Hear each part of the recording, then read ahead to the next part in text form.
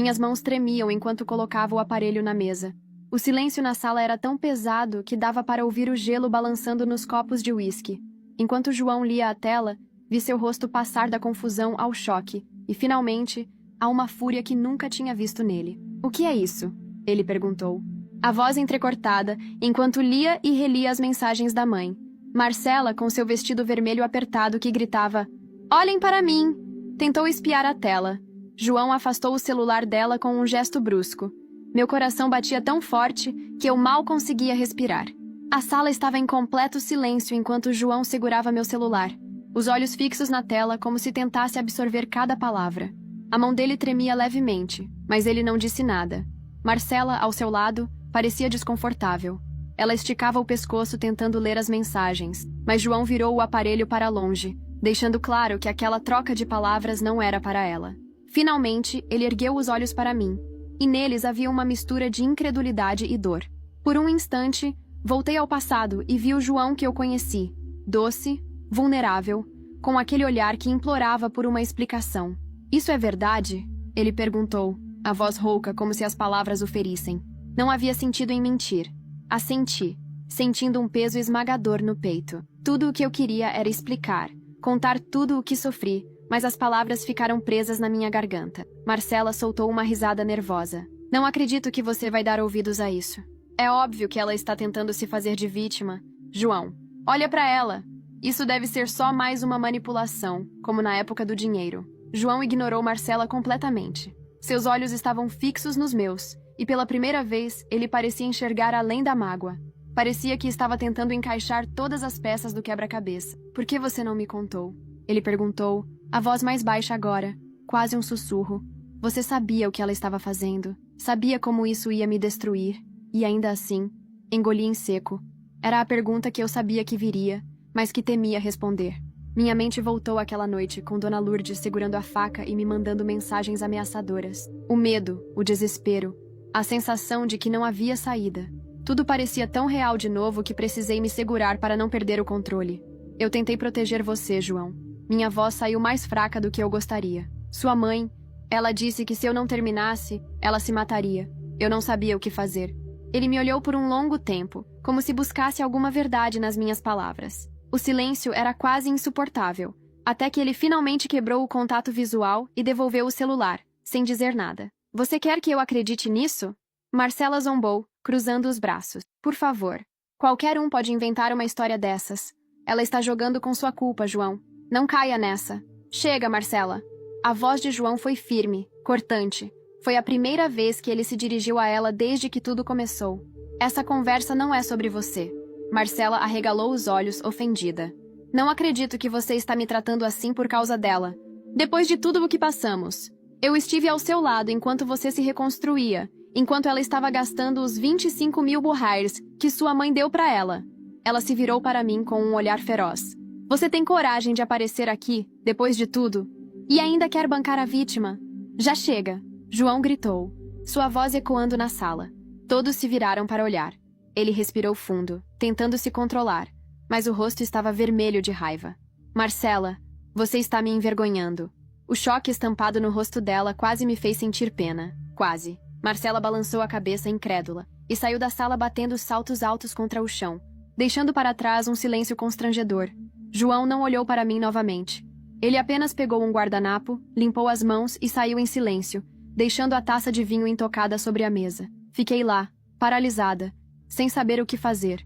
Todos os olhares estavam sobre mim, mas ninguém se atreveu a falar. Uma das minhas amigas do colégio, Vanessa, finalmente quebrou o silêncio sussurrando: "Você devia ir atrás dele." Olhei para a porta pela qual João saiu, mas minhas pernas pareciam presas. Cada fibra do meu ser queria correr atrás dele, explicar tudo, implorar para que ele me perdoasse. Mas algo dentro de mim me dizia que não seria tão simples. João não era mais o mesmo garoto que eu deixei no aeroporto 7 anos atrás. No entanto, antes que eu pudesse tomar uma decisão, meu celular vibrou. Peguei o aparelho com mãos trêmulas e li a mensagem que acabara de chegar. Era de um número desconhecido. "Você não devia ter feito isso. Ele nunca vai te perdoar." O sangue gelou nas minhas veias. Meu coração disparou. Olhei ao redor, mas ninguém parecia notar a minha inquietação. Guardei o celular no bolso, tentando manter a calma, mas sabia que algo muito maior estava por vir. Tudo bem, Amaya? Vanessa perguntou, preocupada. Assenti rapidamente, mas por dentro estava um caos. Quem teria me mandado essa mensagem? E por que agora, justo quando a verdade começava a vir à tona? Saí da sala apressada, com o coração martelando no peito. Eu precisava de ar. Precisava pensar. A mensagem no celular ainda brilhava na tela, como uma sentença de algo que eu não sabia que estava por vir. Você não devia ter feito isso. Ele nunca vai te perdoar. Quem teria enviado aquilo? Enquanto caminhava pelo corredor vazio do restaurante, senti um peso nos ombros, como se alguém estivesse me observando. Olhei por cima do ombro, mas tudo o que vi foi a recepcionista distraída com seu celular.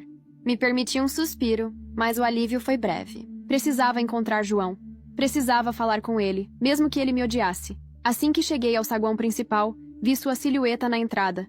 Ele estava parado, como se decidisse entre ir embora ou voltar.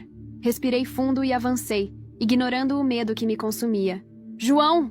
Minha voz ecoou, e ele se virou lentamente, os olhos semicerrados. Havia algo no olhar dele que me cortava.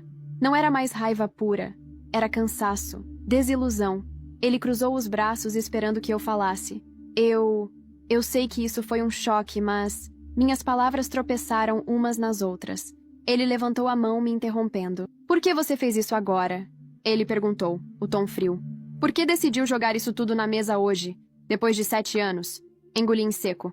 Como eu podia explicar que não planejava isso? Que tudo aconteceu de forma impulsiva, como um reflexo de tudo o que carreguei por anos. Eu não podia continuar sendo vista como a vilã. João. Não podia mais carregar isso sozinha.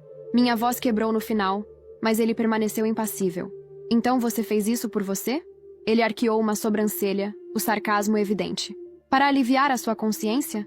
Aquelas palavras me atingiram como um tapa. Lágrimas começaram a se formar, mas me recusei a deixá-las cair. Respirei fundo e tentei me recompor. Não é só sobre mim. Você merece saber a verdade. Minha voz saiu mais firme agora, mas ele balançou a cabeça, cético. A verdade? Foi brutal a forma como terminei com João. Eu praticamente o destruí. Anos depois, bem-sucedido e com uma namorada linda ao seu lado, ele apareceu na nossa reunião de turma do colégio. Cheguei atrasada, cheia de estilo, e a namorada dele ergueu a taça na minha direção. Obrigada por ter deixado o João naquela época, quando ele estava acabado, disse com um sorriso irônico. Se não fosse por isso, hoje eu não estaria com o namorado de um CEO. Soltei uma risadinha leve. Não tem problema. Eu também estou muito bem, obrigada. Desculpa o atraso, pessoal. Tive um encontro às cegas. A mão de João tremeu de repente. E sua taça de vinho se espatifou no chão. Quando abri a porta da sala reservada, todos pararam de falar e ficaram me olhando. Meu coração disparou quando meus olhos encontraram os de João. 7 anos o haviam transformado. O adolescente magro e desajeitado agora era alto e forte, com traços marcantes e bem definidos. O olhar doce tinha sumido, substituído por mágoa e algo mais. Uma ferida mal cicatrizada. Ele tinha o braço em volta de uma mulher deslumbrante, e depois de me lançar um olhar breve e frio, desviou os olhos. A namorada dele me avaliou